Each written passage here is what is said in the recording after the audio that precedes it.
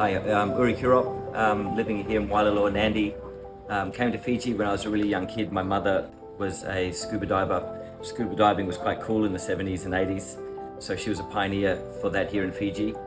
She was cutting edge in the fact they had some phenomenal dives where they found whale bones at the dive profile. I got to dive with the Cousteau Society, National Geographic way back then, so that was kind of the first inspiration to the ocean, which led me then to doing a career in the Navy as a Special Forces Navy diver.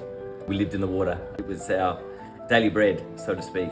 But coming back to my time in Fiji, a bit of a rough upbringing, so to speak, not much of a family life, unfortunately. However, what I did find was refuge in the ocean.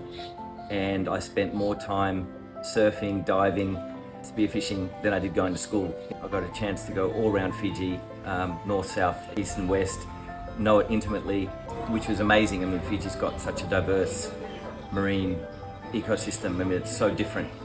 Yasawas is different to Lao, Lao is different to Taveuni, Taveuni is different to Kondavu, which is such an appeal. I mean, you can spend a lifetime here in the ocean and the islands, and there's that saying, we're all disconnected by land but connected by the water. The ocean's given me so much. It gave me a professional career, it gave me refuge in the time of a child, somewhere to go and be when things weren't going so well, and I was very fortunate to take to the ocean. The ocean took me, and I have now been in the marine tourism industry for 30 years. Samoa has just turned 30% of their EZ into a marine protected area, so there's huge movement towards saving our oceans. I mean, without the ocean we don't have life.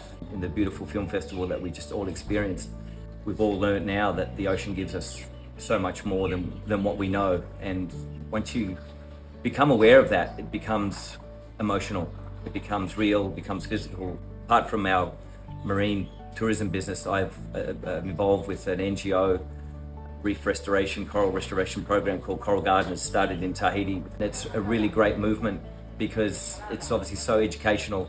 Along the way I'm learning the science, and with the science comes the emotion, the understanding of how important it is to look after our ocean. I mean, we play in it, we watch it, it's nature's TV, we surf in it, we eat from it, it gives us air, it gives us everything. But a lot of us don't really understand how important the ocean is and how much we need to really look after it. Plastic is slowly creeping into the surface conditions of the Mamanuthas, which is really rare. Suva, unfortunately is a different story. It's littered with rubbish and other things, and it's something that our country needs to really focus on and fix. I was there in the 80s. It was some beautiful diving, it was clear water, it was still Suva Harbour, but nevertheless it's not what it is today, 30 years on, 40 years on. So, we've got some work to do. Rubbish and pollutants are a big one. Sometimes the lack of sea life in certain areas. The water's getting warmer and the storms are getting bigger. Is that caused by human life and population increase? You'd have to think so. It's really about society changing their mindset.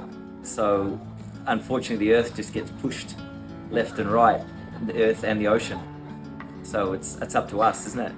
The change needs to start with us at all levels, in the household, in the schools, etc. And I think until rubbish becomes a commodity, where rubbish is actually valuable to somebody, only then we'll start collecting it. I believe big business, plastics, the sugar drinks, they need to be held accountable in a sense because that's the demise of the health system, it's the demise of the environment. Remember, we also go around and pick up glass bottles for some money.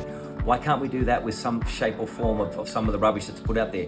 Then you would drive down any corridor and it wouldn't reach the riverbeds, it wouldn't reach the ocean, because then all of a sudden it's become a commodity, it's become valuable. People then do it. So I think those type of initiatives on a big, massive scale would be grand. I know it's expensive, but until it becomes valuable, it's going to be a problem. We should do more of it. And the messaging, what can we do to protect the oceans? Geez, remember this place that used to be so good, now there's rubbish. And even the kids, my kids are from 10 till 15, so they were born in the water, they're water babies, in fact, literally. Their home is Sabu, and even they're saying, Dad, now everything washes up on the beach. So they're recognising it. So it's out there for everyone to see. It's just, what are we going to do about it?